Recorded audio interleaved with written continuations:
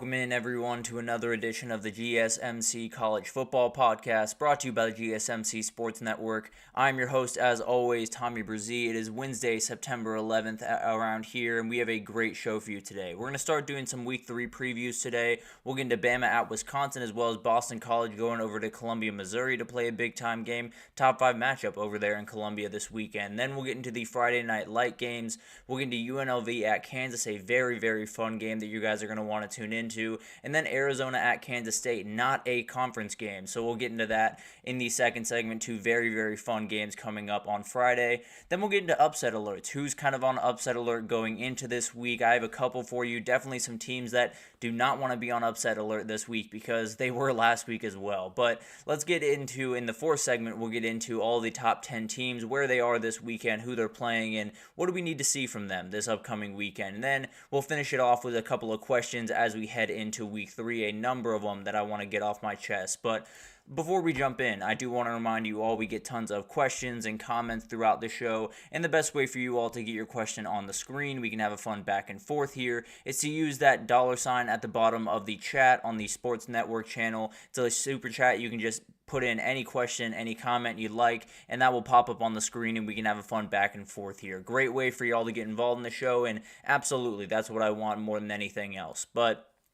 let's go ahead and jump into these picks, because we're going to do about 2 each segment for the first 2 segments, and then we'll get on with the show from there. But a couple of really, really fun games going on this weekend in very interesting places and very interesting matchups overall, kind of across the board this upcoming weekend. But we'll get into this one to start, and Bama's heading up to Wisconsin, and that is a very, very interesting matchup for a number of reasons. Obviously, we don't get to see these teams very often, especially in the regular season, so that adds to this a little bit, but that atmosphere is going to be incredible. I think there's so many different things going into this game, but Bama obviously coming off a shaky performance. That O-line looks questionable. That back end looks even more questionable. So a lot of things that Wisconsin could...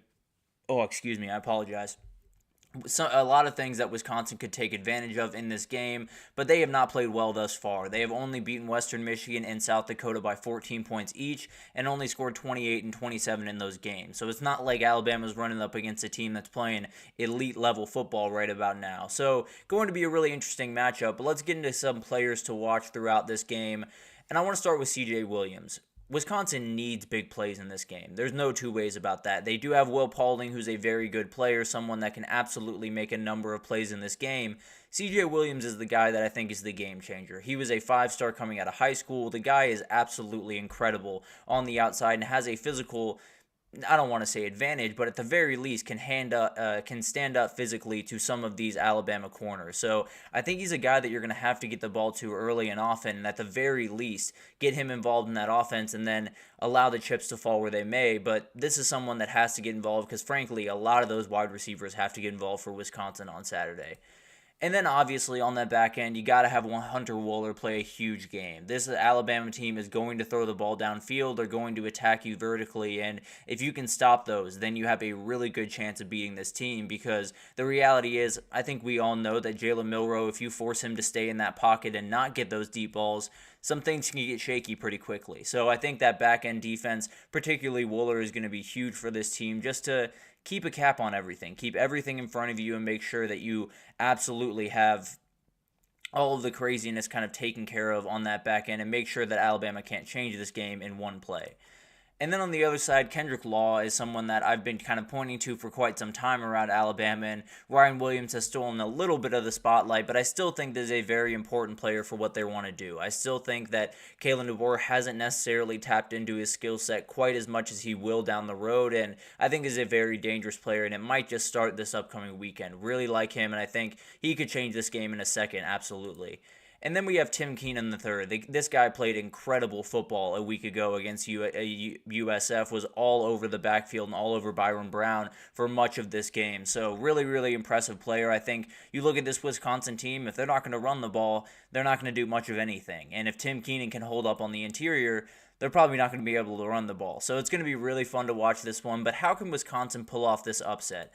And I think one of the big things is make Bama one-dimensional. This is almost a must in this scenario because you know how big of a deal that those deep passes are going to be. The only reason those pop up is because the run game is so solid, because they demand so much attention with Jalen Milroe, Jamarian Miller, and Justice Haynes that you can't really you can't sit back and just allow them to throw the ball because then they'll just run the ball all over you. So I think Wisconsin's just got to play really good football up front. They have to be able to stop this run game at least a little bit and keep Jalen Milroe in the pocket because then at least you have a shot. I don't necessarily think it's impossible for Jalen Milroe to dice them up from there. I think he absolutely can, but I do think there's a reality where you're kind of just picking the lesser of two evils in that scenario. You're not picking the running backs that are just incredible running downhill at you. You're picking the quarterback that is a little bit shaky at times that could possibly make a mistake coming at you, and I think that's probably the better way to go about business.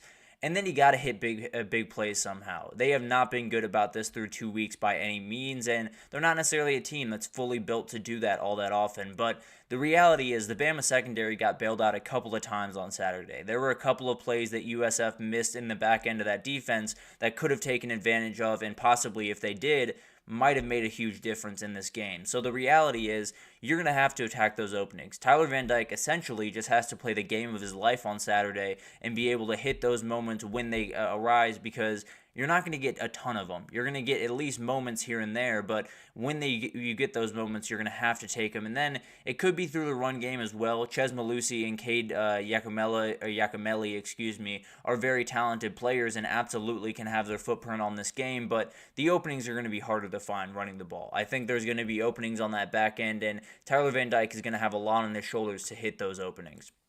And then finally, play it from in front. This atmosphere is the equalizer in this game. They can absolutely not play from behind. They are not a team that is equipped to play from behind the way that they want to go about business, even though I'm not really sure how they want to go about business on offense right about now at Wisconsin. But the only time they've trailed is 3-0 to USF. So hit first. Punch them first and see what this team is really about, because the reality is it's still a relatively new team with a new coaching staff that hasn't necessarily been really hit yet. Obviously, that USF game got really sketchy, but let's be honest, if you're in a one-point game with Wisconsin, it's very different than being in a one-point game with USF. So going to be really interesting to watch that one. Some battles to watch. Alabama's O-line has to handle this game. Wisconsin's D-line is going to be able to at least match their energy, and I think it's one of those things that they're going to have to be able to, at the very least, get some push, because if they can't get a run game going, then Jalen Milroe has a lot on his shoulders that has not been on his shoulders yet this season. And then Phil Longo against Kane Womack is fascinating. Kane Womack is going to come with a lot of pressure, make it really tough on that quarterback, and Phil Longo is going to have a rebuttal. He's going to have something that they're going to be able to go to, whether that's quick passing game or being a little bit more dynamic in the run game, whatever that looks like. These guys have a chess match in front of them, and we'll see how they handle it. And then finally, the Bama front seven against Wisconsin's run game. If Wisconsin can get that run game going, then this game changes very, very quickly. Now, Bama's front seven is not easy to run on by any means, but the reality is if Wisconsin can at least get their foot under them and at least open some of those things on the back end, then maybe they have a shot. But if they can't get this run game going, you might as well wrap it up there. And frankly, I don't know if they're going to get that run game going. I think Alabama wins this one. I think they win it fairly comfortably, and they keep rolling on to that Georgia game in a couple of weeks. But this is one of those games that I think this is going to be interesting for about a quarter. I like Wisconsin, but they are not nearly at the place they need to beat an Alabama team like this. But moving forward, we got to get to Missouri, Boston College. Missouri favored by 17 points in this game, over-under at 53.5, and this is going to be a fun one. I think this is where College Game Day should be, to be totally honest with you, the only ranked matchup on that Saturday, so going to be a really, really fun one over in Columbia, Missouri, and I think this is really interesting because Missouri has taken care of lesser opponents. Boston College punched above their weight when they beat Florida State and Tallahassee, so two teams with very different expectations coming in, but both playing really good football right about now, and both feeling like they have, at the very least, a shot to make a run at a CFP. So a lot on this game for both of these teams, and for me, you got to watch Trayshawn Ward, the running back for Boston College. He was a transfer from Florida State and then went to Penn State, I believe, for a year before making his way to Boston College. This is a guy that can play on a lot of teams around the country. Now, obviously, the time earlier on in his career didn't work out all that well, but they got tons of running backs in that room, and this might be the most talented. So maybe he can cause problems for that Missouri team and open up some openings on that back end for Thomas Castellanos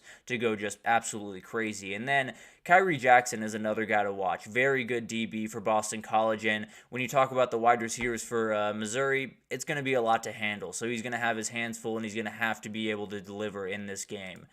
Marquee Johnson is someone I want to talk about for Missouri because we know about Theo Weiss, we know about Luther Burden, we know about Mookie Cooper. They're going to need another guy, and Marquee Johnson is likely going to be that guy. Very, very talented player, very smart player in this offense, and doesn't have to be on the field all that often because of how good the top-line guys are. So I think he's one of those guys that if you get him on the field with fresh legs against some of those DBs for Boston College, maybe he's the guy that changes this game. And then finally, Corey Flagg. Whenever you play Thomas Castellanos, the linebackers on the other team are going to have their hands full. There's no two ways about that. They're going to have to be ready to roll, and they're going to have to make a number of big-time plays throughout this game. So Corey Flagg and all of his friends in that linebacker room are going to have their hands full just trying to keep this guy at bay at the very least. But how can Boston College do this? Thomas Castellanos, that's really the end-all be-all. You have to get that guy on the edge. You have to give his running ability a shot to change this game because that was the thing that Florida State just had no answer for. There were a million different things that Boston College did really well in that game, but the number one thing was Thomas Castellanos was on the field, so you had to worry about his legs. There was no world where you couldn't worry about his legs, and he wasn't going to burn you. So Boston College has to be able to scheme that open. They have to be able to scheme him open on a one-on-one situation with one of these DBs because that's about the only good matchup you're going to have in this game for the majority of it. So Thomas Castellanos is a special athlete, but you got to get him out in space for him to be able to beat this Missouri defense. And then force Brady Cook to beat you. This is not an end-all be-all. This is not a guarantee of anything by any means because Brady Cook is a really good quarterback. But at the end of the day, if they get their run game going, you have absolutely no shot to win this game. If Marcus Carroll and Nate Noel get going in this game, Boston College might as well just wrap it up and keep it moving because it's going to be a long day at the office. And then finally, I think keep everything in front of you. We talked about all of these wide receivers from Missouri. They can change the game in an absolute second. And you have a crowd behind you that, if they do, is going to get loud in a hurry. So you're going to have to make sure that these wide receivers are as little of a factor as possible. And that's one of the biggest matchups of the day. The Missouri wide receivers against these Boston College DBs that are good DBs but haven't necessarily been tested to this degree. It's going to be really interesting to watch, and that could be one of the areas that Missouri has a pretty sizable advantage in this game. And then Boston College run game versus Missouri's front seven. I have questions about Missouri's front seven. I think it's a solid group. I think they're really talented, but we haven't really seen them against a really potent running attack. Maybe this is the week where they start to show some of those holes, but at the end of the day, you look at the sheer size of the groups in particular, I think you would lean Missouri's direction, but I do have my questions about that defense just as a whole right about now. And then Thomas Castellanos against Corey Batoon, the new defensive coordinator over there in Missouri.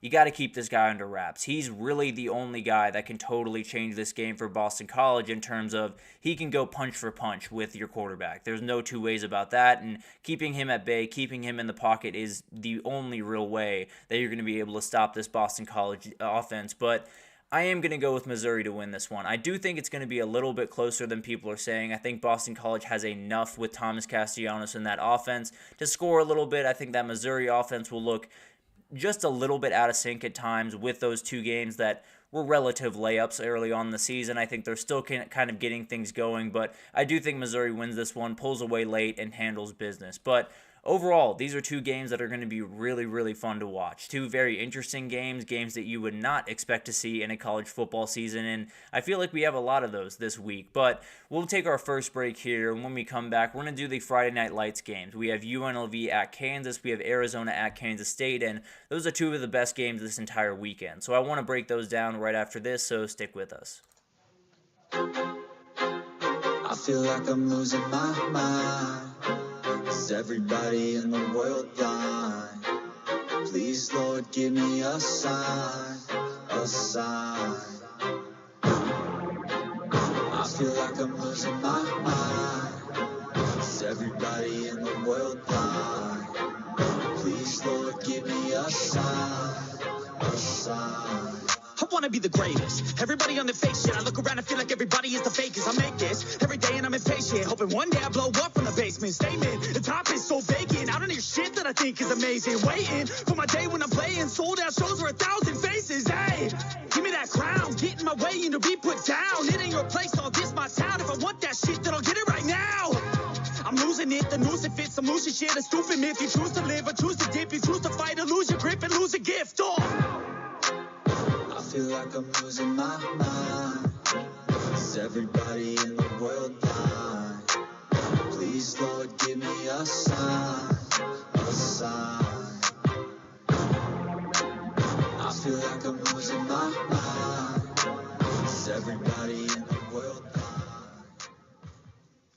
Alrighty, welcome back everyone. We just broke down Bama going up to Wisconsin as well as Boston College playing Missouri and Columbia. Going to be very, very fun games this upcoming weekend, but I think the Friday night games might take the cake for me. These are two really, really fun games against four teams that are going to have plenty to say in a number of different ways for their conference race this upcoming year.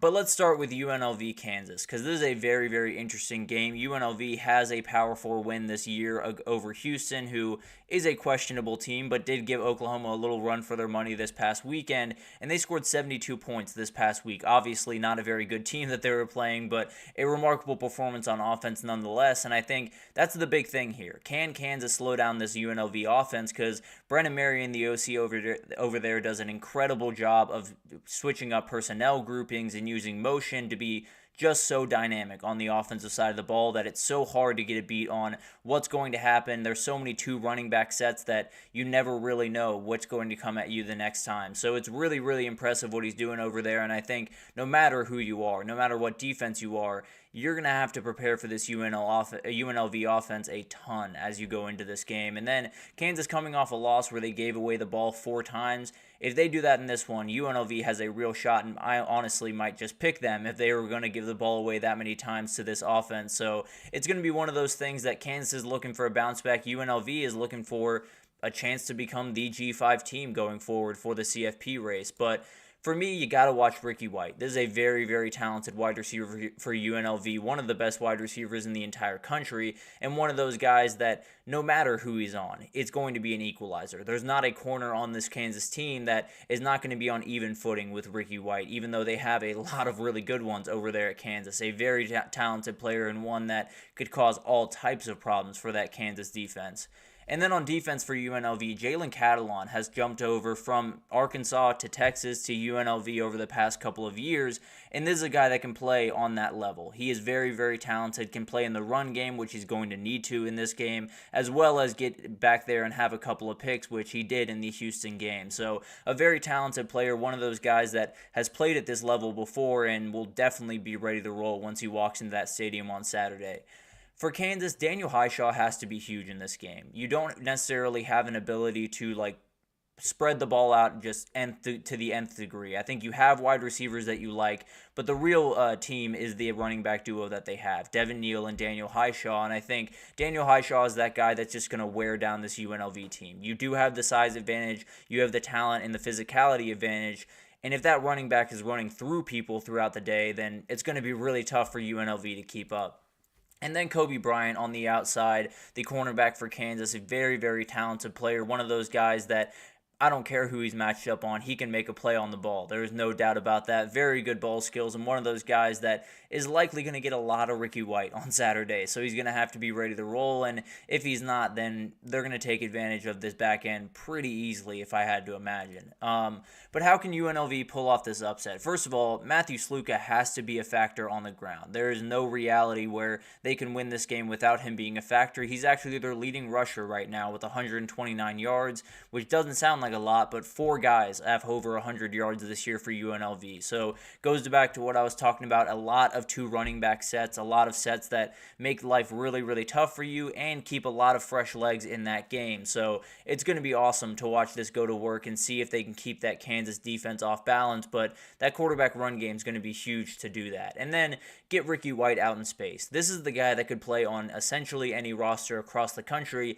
especially Kansas. I can almost promise you he could play on Kansas's roster right about now. So get him out in open space, allow him chances to play one-on-one with some of these players, because there's not a lot of people that can stop this guy in open space, especially some guys that maybe tackling isn't necessarily their big-time thing over there at Kansas. Well, I don't want to say that. They're very solid tacklers on that outside, but when you have Ricky White in open space, you can be a great tackler and not necessarily have a shot to take him down. And then finally, slow the run game down as best you can. You're not going to stop Devin Neal and Daniel Highshaw fully, but UNLV has been really good about this year. Has only given up 52.5 rushing yards per game, and then Kansas on the other side has rushed for 258.5 yards per game. So two very, very different worlds, and you're going to have to find the middle ground somewhere if you're UNLV, and you hope it's a little bit closer to that 52 than that 258 at the end of the day. But moving on to matchups to watch, this DC versus OC matchup is going to be fascinating. We've talked about this Brennan Marion offense a ton throughout this, and this is going to be the thing that likely decides this game. If Kansas cannot keep up with this offense and cannot get a beat on what's going to happen next, then UNLV is going to be able to score with them, and it's going to be a problem for them down the stretch when maybe Jalen Daniels makes one of the mistakes that he made last week and you run into some trouble. So we're going to have to watch this one, and Brennan Marion is one of the best OCs in the entire country, so Brian Borland's going to have his hands full, that is for sure. And then Ricky White against these Kansas DBs. We keep talking about Ricky White, but I'm telling you, this is the guy that they have to get involved if they're going to win this game, because he is as good as any player on that field on Saturday. So very, very talented player, and one of those guys that it could be the decider if he gets going. And if he's the guy that really changes this game, I would not be surprised by any means. And then the Kansas run game against that front seven for UNLV, you have the size advantage if you're Kansas. You should be able to walk in there and run the ball to victory, but maybe UNLV can cause some problems on that front side. They've played obviously very well up until this point. This is an entirely different ball game, obviously, but it's going to be really interesting to see how they kind of attack this, and frankly, I think this is going to be a really, really fun game. I think it's going to be close down to the wire, but I do think Kansas gets it done. I think there's enough intensity in that program right now to bounce back from that loss to Illinois a week ago that they'll get it going in this game. I think UNLV is plenty good to stick around for long enough and cause some problems for Kansas, but I do think Kansas wins in maybe some dramatic fashion on Friday night. And then moving forward to what should be a conference game, but is not quite yet. These two teams are still playing out of conference for the time being until next year, and then they will officially be conference opponents. So kind of a weird wrinkle into this game, but we do have Kansas State favored by a little bit over a touchdown. 58.5 is the over-under, and this one got a lot more interesting this past weekend because neither of these teams played very good football this past weekend. So it made you think maybe both these teams could play with each other, or maybe there's one team that could totally pull away. But regardless, we saw some holes in these teams this past weekend, and I think both these teams are just really ready to get on the field and possibly expose some of those for the other team, and it's going to be awesome to watch this one unfold. But on the Arizona side, you got to watch Ja'Cory Cross get merit. They have to have a running game in this. They have to have anyone step up in the run game in this game if they're going to have a shot, because the reality is last week the run game was fine, but the pass game was terrible because they couldn't get quite enough going on the ground to open up some of those passing lanes, really, for Tatoria McMillan and just about no one else. And we'll talk about that here in a second as well. But then you have Jacob Manu on the other side. Avery Johnson is a very special player and one of those guys that we talked about a little bit ago with Thomas Castellanos. Those linebackers are going to have to come ready because I think they're going to unlock a little bit more of that quarterback run game for Kansas that they haven't been thus far throughout the season.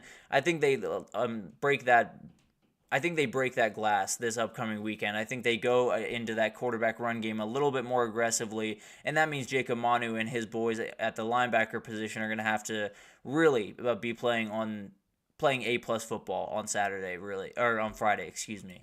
And then Keenan Johnson on the other side, a huge wide receiver for Kansas State. We know Kansas State can run the ball. We know they have the ability to do that. We know J.C. Brown is a very talented wide receiver for them, but they need more guys. If they're going to be able to compete in the Big 12 throughout the season, they just have to be able to spread the ball out more than they are right now. And Keegan Johnson is one of those very confident receivers that you feel pretty good about when you throw the ball in his direction. So getting this guy involved early on Friday is going to be huge for this team, and I think for the rest of the season, really, he's going to be absolutely huge for this squad. And then you have Jacob Parrish on the other side, a huge cornerback, and he's going to get a lot of McMillan duty in this game. He's going to have to be absolutely fully ready to go, and if he's not, then we could be seeing another incredible performance from T-Mac this upcoming on Friday. And then, how can Arizona pull this off? And frankly, not too much of an upset because obviously both these teams are very capable, ranked matchup. But at the end of the day, they have to be able to scheme T-Mac open. Because the reality is, last week he had 2 catches, 11 yards, and Northern Arizona came close to beating you. So you've given away the formula. You've given away everything that people need to do to stop you, which is essentially stop that guy, stop number 4. If you can stop number 4, then you're going to have a lot of success against this Arizona team. So this back end can be taken advantage of. We saw it last week against Tulane, and Tulane doesn't have T-Mac, so if you can scheme this guy open, if you can get him the ball early, it's going to be nearly impossible for Kansas State to stop this passing attack. And then rotate the running backs very consistently. You have 2 really solid running backs in Croskett Merritt and Conley. Both are very capable. I think Conley's a better pass catcher, so likely more of a third down back there, but the reality is throwing both these guys at this defense is a must. You're going to have to make sure that this run game is as fresh as possible because Kansas State is going to be able to stop you on the other side if you do not keep these guys fresh, and if you can't get a run game going, then that pass game is going to look a lot like it did this past weekend. And then, as we talked about, elite linebacker play is what they need from Jacob Manu and Ty Brown, 2 very talented players, but they're going up against a guy that can make your life just terrible for an afternoon or for a night in this scenario. But a very talented, 2 very talented players, and one of those guys just needs to play huge in this game, and is probably going to be chasing down Avery Johnson at least a couple of times in this one, if I had to imagine. Matchups to watch: McMillan against Parrish or Keenan Garber. Whoever is getting his assignment, this is going to be a game changer. If they can at least keep this guy under wraps, it doesn't need to be perfect by any means because he's about impossible to fully keep under wraps. But at the end of the day, if they can hold serve with him at the very least, they're going to feel really good about their chances here. And then Avery Johnson against these linebackers. I just think they have to start running this guy more. They are not running Avery Johnson nearly enough, and that's part of what makes their offense so dynamic. So I expect to see a lot more of that on Friday, and I think if these linebackers don't come ready, then Avery Johnson could run all over him, and Kansas State could totally run away with this game. And then the Kansas State O-line against the Arizona D-line. When you talk about KSU, they want to run the ball. They're not going to be able to beat you really downfield all that often, at least if they're not able to run the ball. So Arizona's D-line, who lost a number of big-time players like Bill Norton and Tia Savea this past offseason, has to play better football this weekend, has to be ready to combat that run game, because if they can't, there's going to be a long day at the office. And frankly, I think Kansas State finds something on Friday. I think they have the ability to really find something where they have not utilized this quarterback run game nearly enough. And I think they have the ability to crack that glass ceiling and be able to open up so much stuff in their game. I just think they haven't because of the opponent on the other side. And that's no disrespect to Tulane, but the reality is you likely didn't need Avery Johnson in harm's way early on in the season. Now you're about to get into conference play. So I think they open up that playbook just a little bit more, and I think Arizona's defense, as fun as it is and has some really solid players across it, like Takario Davis, like Jacob Manu, I think it's just too much for them to handle. So I think Kansas State finds something, subsides some of those worries for their fans early on in the season, and gets a big-time win. Although it's not a conference win, still a big-time win over a ranked opponent. And those games, frankly, I cannot wait for. There are so many games on Saturday that are going to be really fun, but you'd be hard-pressed to find 2 games that are going to be more fun in the same time than these 2. These are going to be awesome to watch, and I think UNLV has a real shot to make some noise, and then who knows what happens against Arizona and Kansas State. But at the end of the day, whether or not it's a conference game or not, it's going to have an effect on that conference and the confidence of these teams heading into conference play. So, going to be awesome to watch those games. But let's take our second break here. And when we come back, we're going to do a little bit of an upset alert for week 3. Who is on upset alert? How much are they on upset alert? And what could go wrong? And if it does go wrong, how bad could it be on the other side of it for these teams? So, we'll break it down right after this. So, stick with us. Looking for your daily fix of sports talk without having to pay for it? GSMC Sports Network is available on YouTube. Just search GSMC Sports Network. Get your fix of daily sports talk shows on YouTube, absolutely free. NFL, college football, NBA, MLB, MMA, UFC, fantasy football, and so much more. GSMC Sports Network has shows running all day long, with new sports shows starting every 2 hours. Just like on your favorite cable sports channel, except GSMC Sports Network is absolutely free. Just search GSMC Sports Network on YouTube to catch one of your new favorite shows, like the GSMC College Football Podcast, Chip Shot Football Podcast, Hoops and Heels Women's Sports Podcast, GSMC Basketball Podcast, and so many more.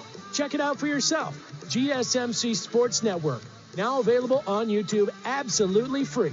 Search GSMC Sports Network on YouTube right now. Alrighty, welcome back everyone. We just picked all of those Friday night games. There are two that are just going to be so much fun in Kansas UNLV and Kansas State Arizona. Two games that are out of conference games for whatever reason. Arizona and Kansas State is an out of conference game, but it's going to be really fun to see those teams face off for the first time, at least in the same conference. It won't necessarily count towards the conference slate, but definitely going to be interesting with both those patches on those jerseys. But let's get into some upset alerts for week 3. There are a lot of teams out there that are looking at this week just a little bit worried about what's on the other side of it, and I think when you start this pretty much every single week from now on, you got to include Texas Tech. This team is all over the place right about now, especially on the defensive side of the ball, and I think you have a team in North Texas coming in that is not bad by any means and can spread the ball out a ton. They have a quarterback in Chandler Rogers that played at TCU, played at Oklahoma, so not like this guy just came off the street and is playing for North Texas. He's a very talented player, has over 700 yards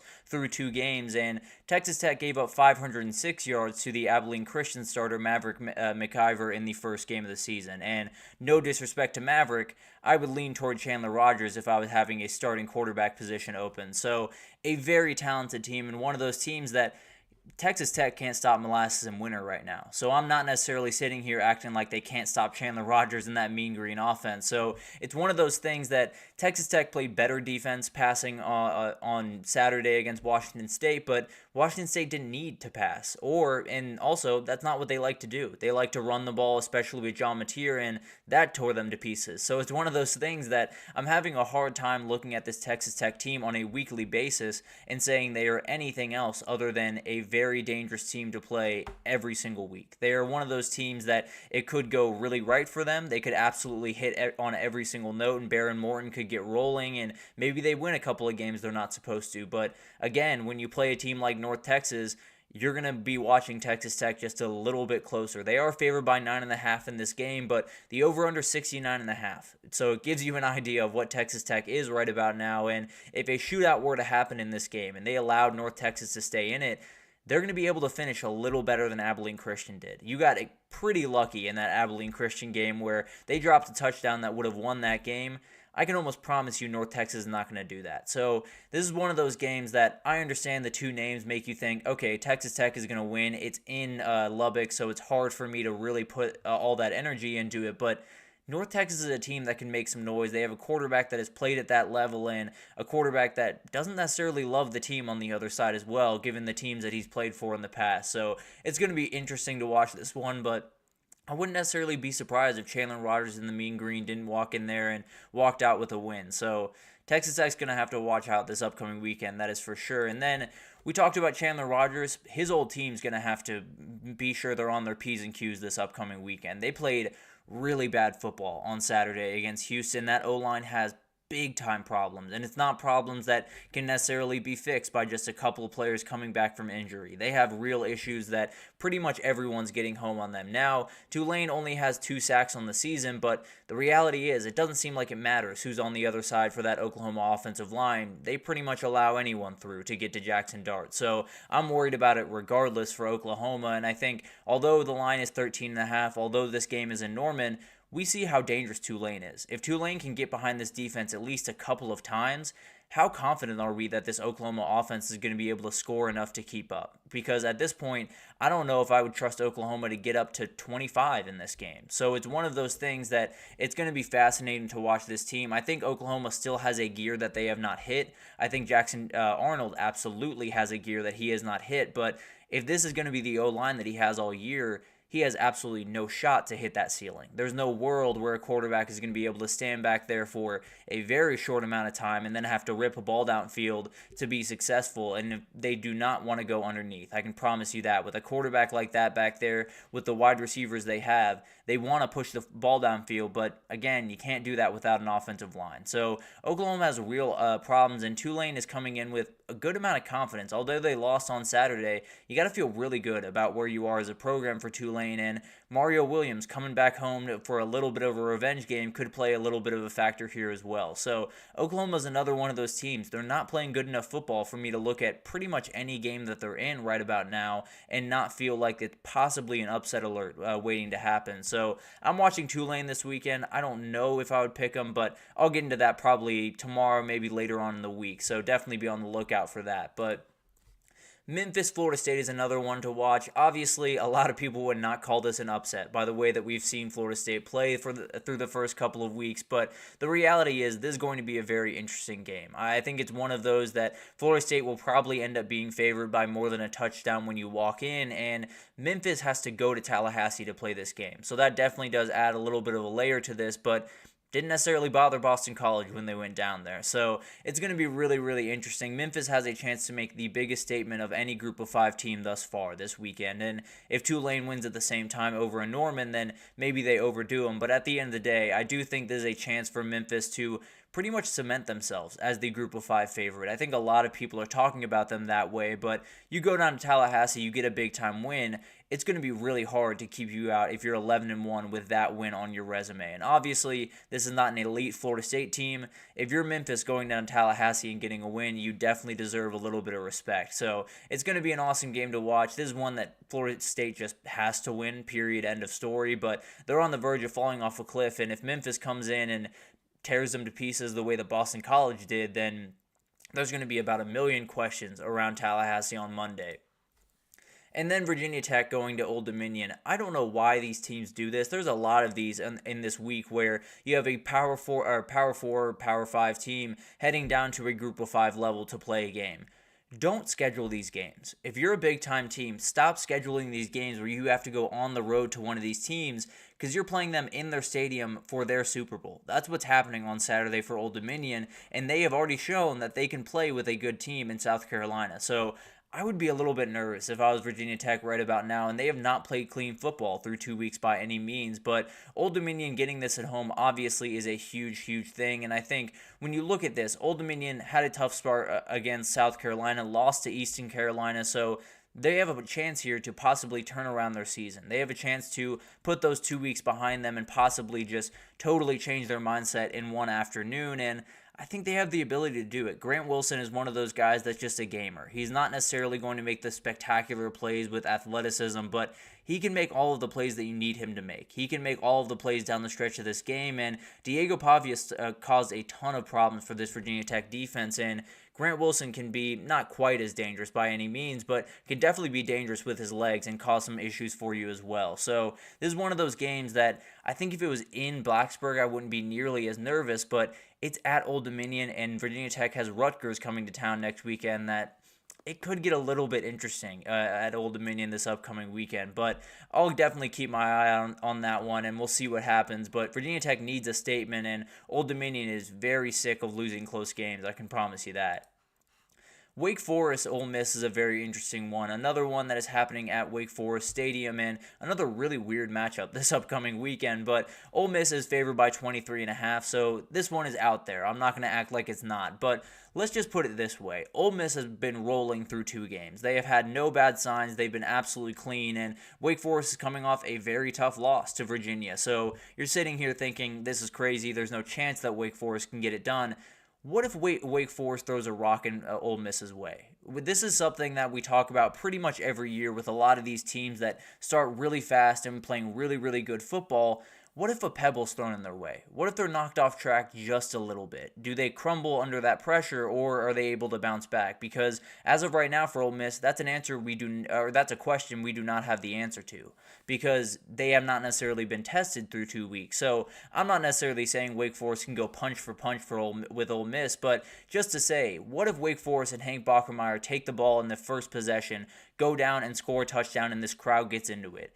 will this Ole Miss team respond the way that we expect them to respond, or will they kind of crumble a little bit because they haven't necessarily had this pressure this upcoming season? So this is one of those games that a lot of stuff has to fall into place. Hank Bachmeier has to play the game of his life. This crowd has to get really involved, and Ole Miss has to make some mistakes as well. But I think it's one of those things that you look at a team that has played such clean football through 2 weeks and has not been tested through 2 weeks.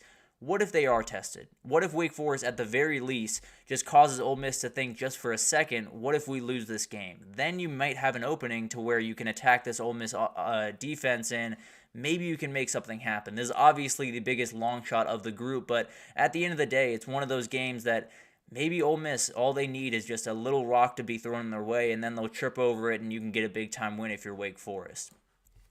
And then we got to talk about Notre Dame. I know Notre Dame fans hate to see them on this, but you very much are on upset alert this upcoming weekend. I know coming off that loss to NIU, there's absolutely no way that they're going to come out and play bad football, right? But they played bad football when they shouldn't have before, and including last week. So it's one of those teams that I just have very little confidence in right now. I don't think they have the ability to stretch the field the way that they're going to need to. I don't think they have the ability to really...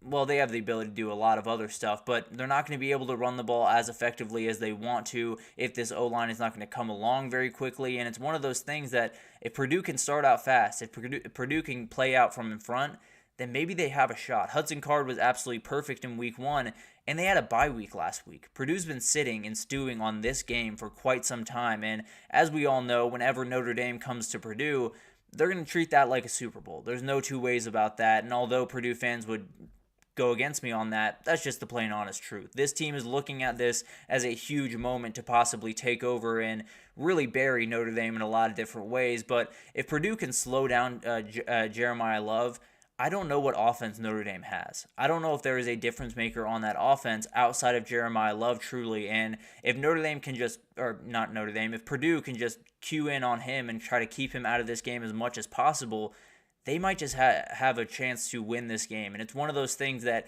you would look at it and say, there's no way Notre Dame's going to allow what happened last week to happen again this week. But this is a better Purdue team away from home and that really, really wants to win this game coming off a bye. It's not crazy to think that this Notre Dame team that has not shown us much of anything offensively could fall on their face again, and then you're looking at them as a 1-2 team that came into the year with big-time national title aspirations. So all of these are a little bit far-fetched at times. You know, I think Tulane has a real shot. Memphis, Florida State might as well be a toss-up in my mind, if I'm being honest. But at the end of the day, I think there's a number of moments where things could go haywire this week. We saw it last week where there was no one in the world, including myself, that was circling NIU at Notre Dame. Well, that's the one that went crazy. So maybe one that I didn't even circle here is going to be the one that gets us. But at the end of the day, upsets are a part of college football, especially early on in the season, and I think we could see a couple this upcoming weekend after just a ridiculous last weekend. But let's take our third break here. When we come back, we're going to talk about the top 10 teams. Where are they this weekend? Who are they playing? And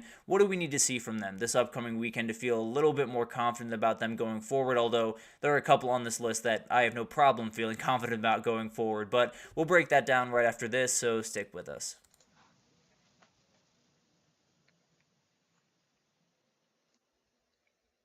For the best and latest podcasts available anywhere, go to the podcast app on your cell phone and type in GSMC to access free content-rich podcasts on health and wellness, book reviews, sports, entertainment, relationships, social media, movies, technology, finance, and even weird news. Subscribe and download the GSMC Podcast Network's family of shows, available everywhere podcasts are found.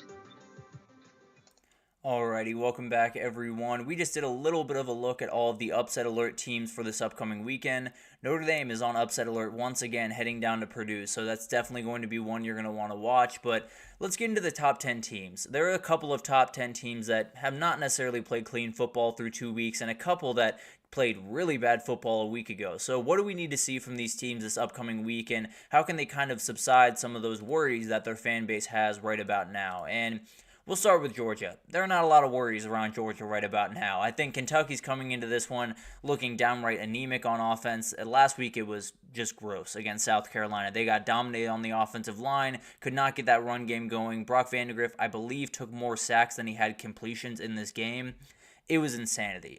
Kentucky could get absolutely nothing going, and I think when you look at this game, there's a million different things that you'd love to see from Georgia, but more than anything, it's about doing what you've done to Kentucky the past several years. Win by double digits and keep it moving. They've been dominating this team for quite some time. They had a relatively close one, 16-6 a couple of years ago, but other than that, it's belonged to Georgia, and I think it's going to be one of those games where you want to see a little bit more from that run game, probably want to see Trevor Etienne get a little bit more comfortable in that offense, but at the end of the day, Kentucky has shown me very little to make me worried about this game if you're a Georgia fan. So I think it's one of those games, let Carson Beck flex his muscles a little bit, get into that bye week, be healthy, and then you got a huge one against Bama. So it's kind of just about taking care of business, and that's not the way Kentucky thought I was going to be looking at this game, not the way that I thought I was going to be looking at this game going into the season, but as of right now, I have no reason to believe Kentucky's going to go down to Athens and get a big-time win this weekend. But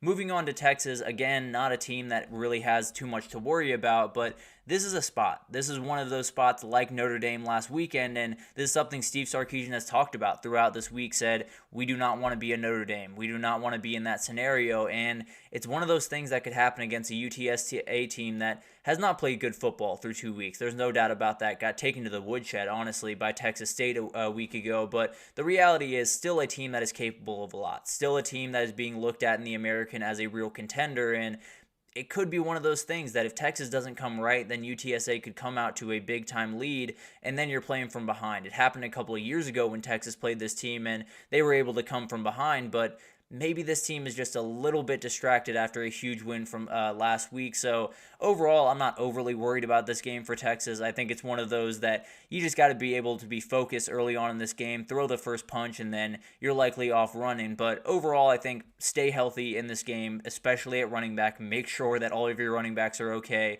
as you head into SEC play, and then utilize all that depth that you have. Make sure that you get as many guys reps as you can, because you never know what can happen once you get into SEC play, and a lot of these guys are going to be called on to make big-time plays. So more than anything, get that win, stay healthy, get the depth going, and keep your season rolling if you're Texas.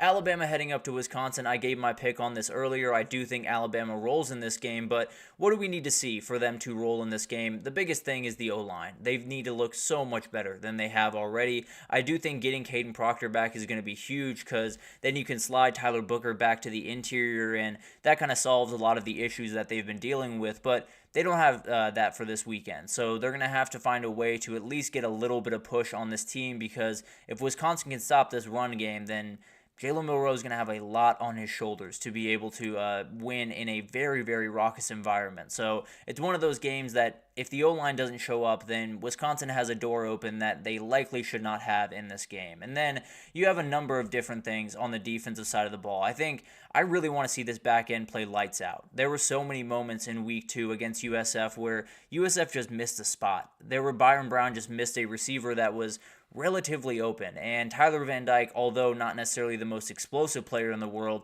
has the ability to make some of those plays. So you're going to have to make sure you just play really clean football. You don't necessarily have to deal with ridiculous receivers all over the field, but you have to make sure there aren't those openings, because if Georgia sees those openings on tape, they're going to expose them when they come on the field in a couple of weeks here. So going to be a really fun game. I think Alabama wins pretty comfortably, but plenty that we need to see from the Crimson Tide to feel comfortable going into that UGA game.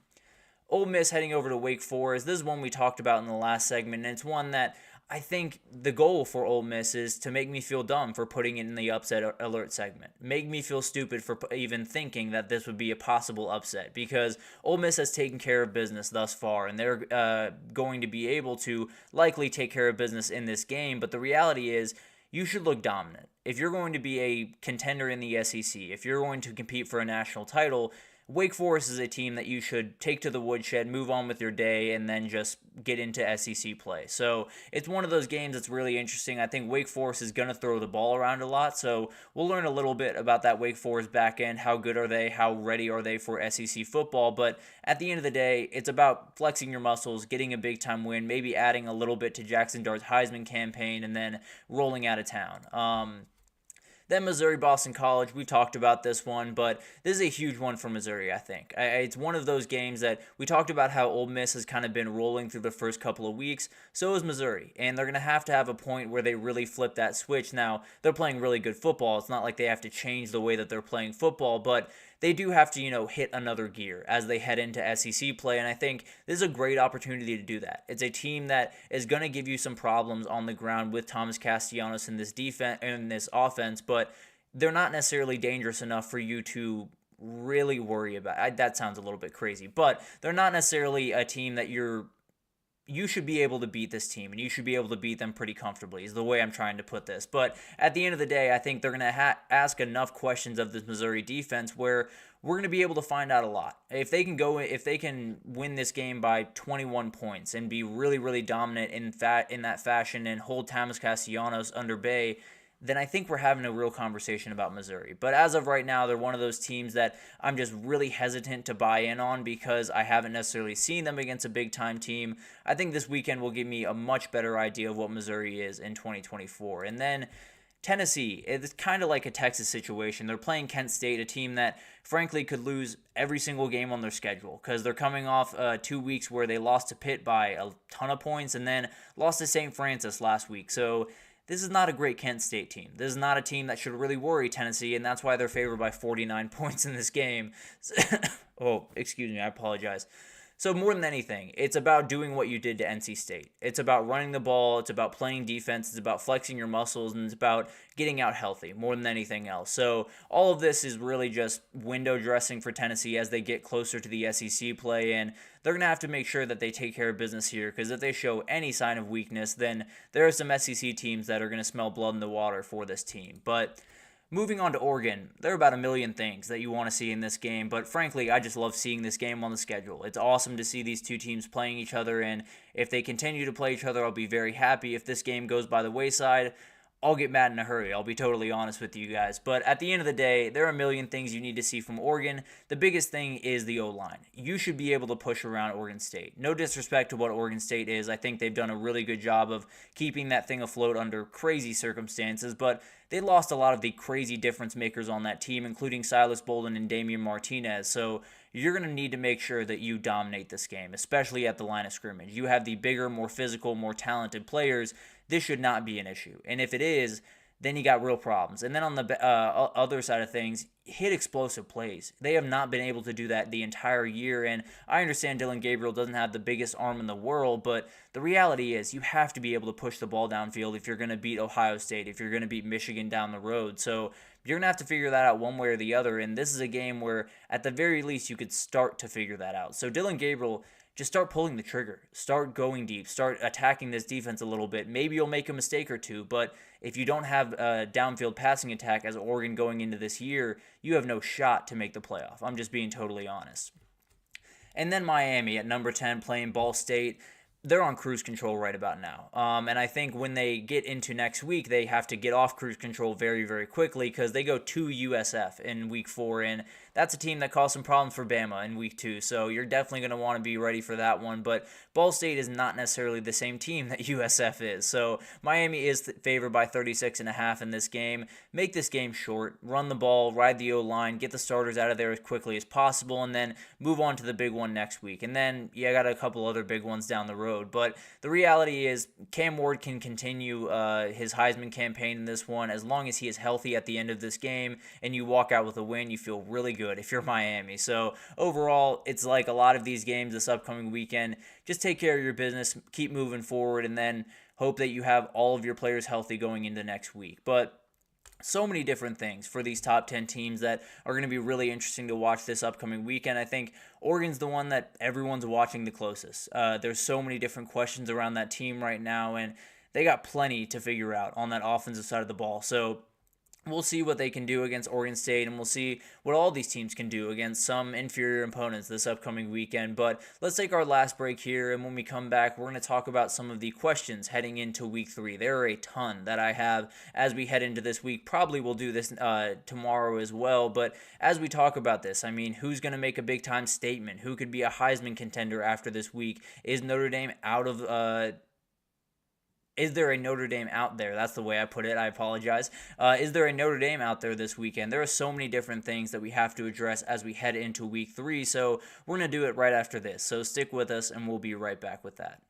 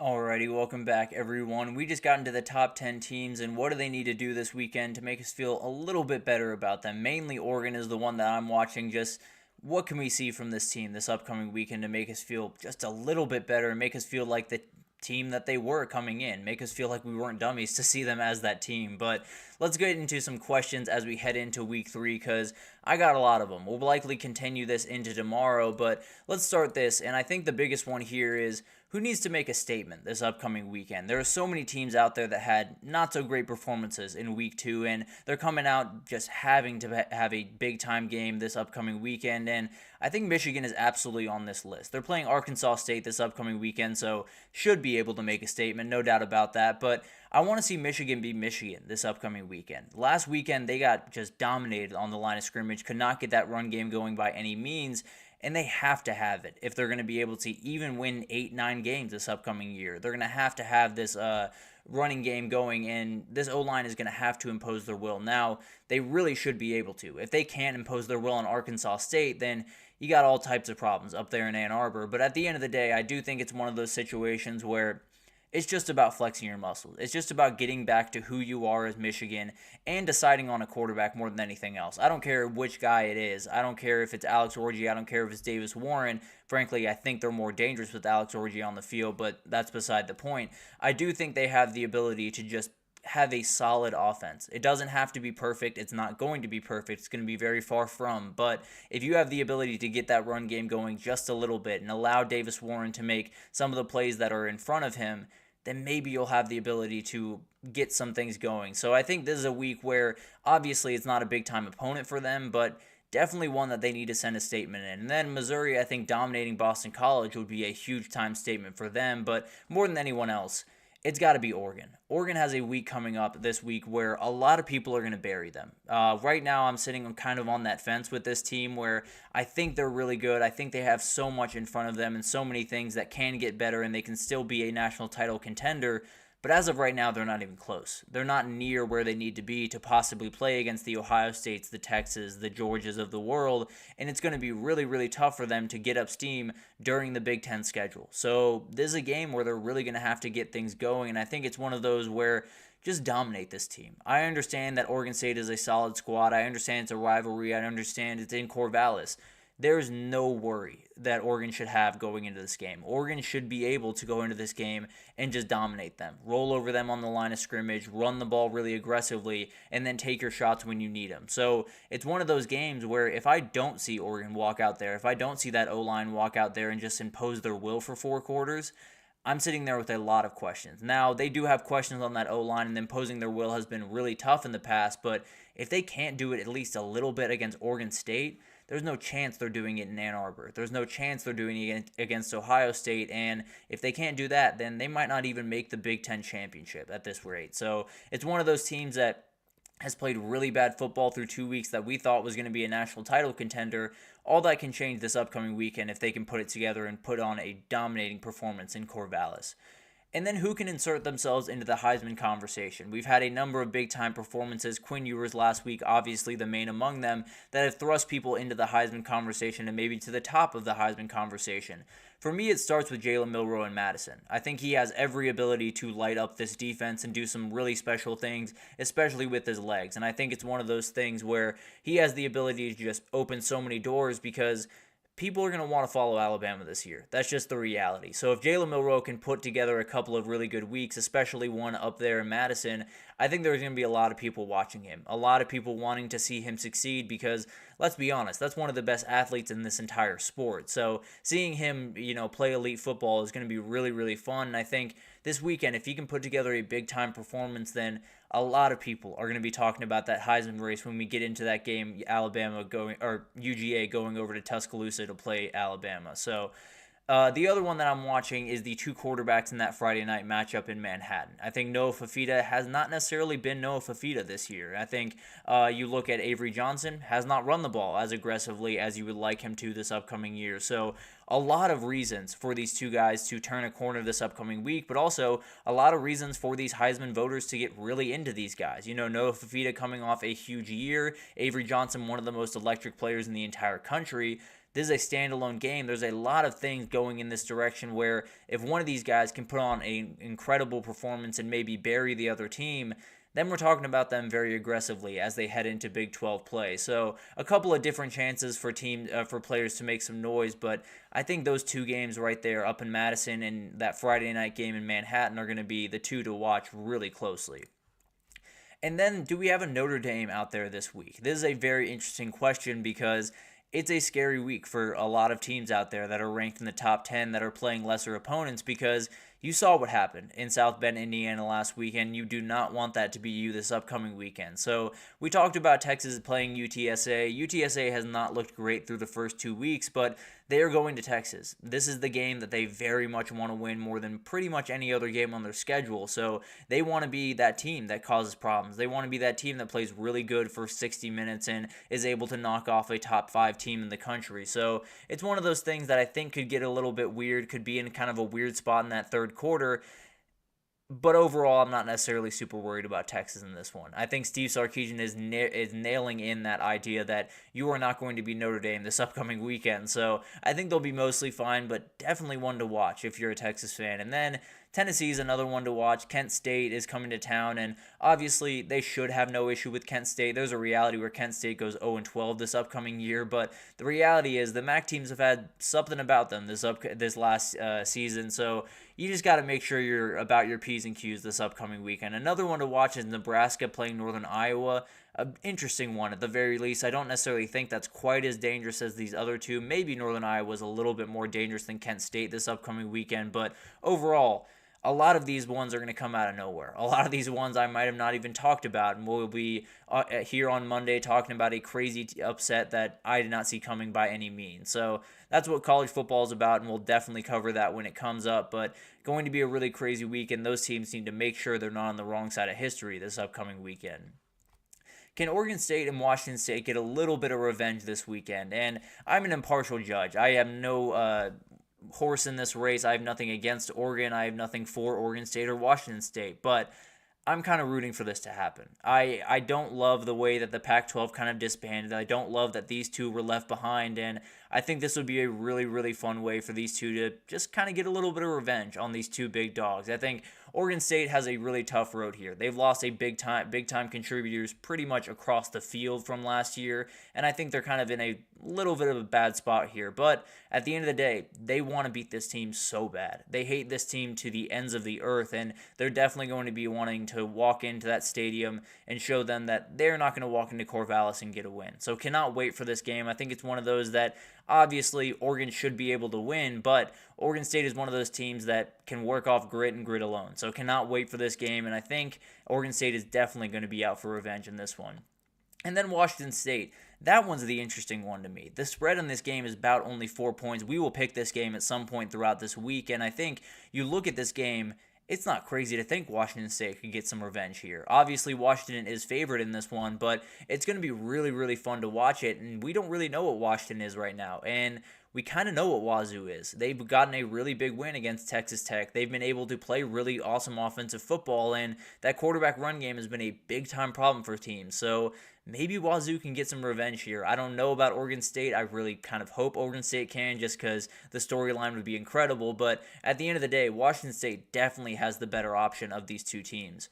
The other question I have, does Florida have a quarterback issue? And this is kind of a weird question because I actually think these are two good quarterbacks. I understand the old saying, if you have two quarterbacks, you don't have any, and that's sometimes true. But when both the quarterbacks are good at football, you got two. That's just the reality. But the reality is, I'm a little bit torn here. From a football perspective, just purely football, I think Graham Mertz is the better quarterback. I understand that sounds a little bit crazy, and I understand there are a lot of Florida fans that disagree with me, and that's the biggest difference here. I think Graham Mertz gives you a better chance to win more games this upcoming year. I also think Florida fans really want to see DJ Lagway out on that field, and I know for a fact that Billy Napier cannot make just football decisions anymore. He does not have the luxury to just make football decisions.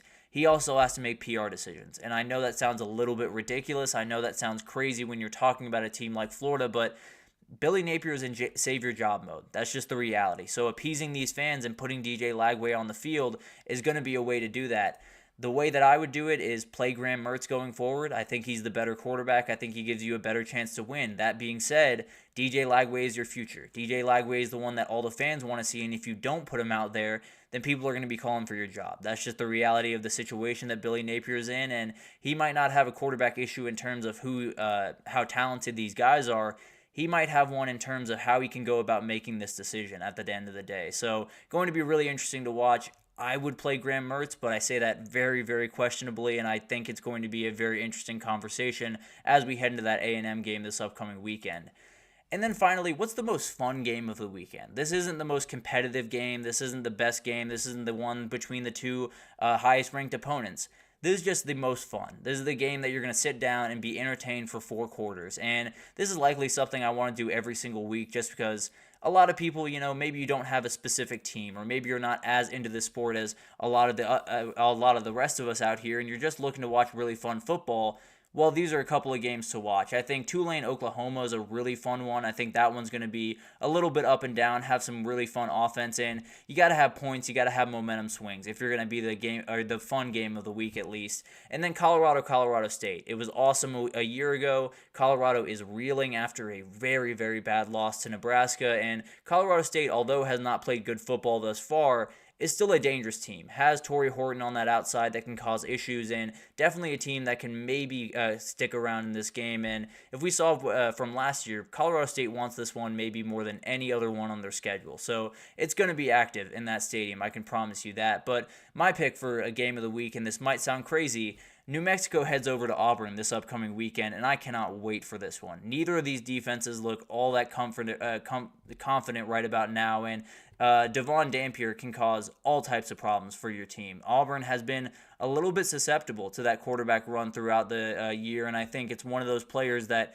if he can get out on that edge, it's going to be a problem for Auburn defenders. So it's one of those games that I don't necessarily think Auburn's in too big of a danger to lose it, because especially what happened last week, but also I think this New Mexico defense is just going to get thrown all over in this game. But I do think there's a reality where when you have a very dynamic player on one side of the field, it could go back and forth for a little bit. Devon Dampier could just keep New Mexico in this game by himself throughout this one, and it could be really, really fun down the stretch. So I think it's one of those games that Auburn very much wants to just go about their business this week. They want to avoid any type of heart attack, any type of craziness, but New Mexico brings a little bit of craziness into the equation. So you're going to have to worry about that game, and if you're a very casual fan that's just looking for some points, that's probably where you're going to want to be on Saturday. A very, very fun game, and one between teams that can spread the field very, very quickly on you. So cannot wait for that one. But that'll do it for this edition of the GSMC College Football Podcast, brought to you by the GSMC Sports Network.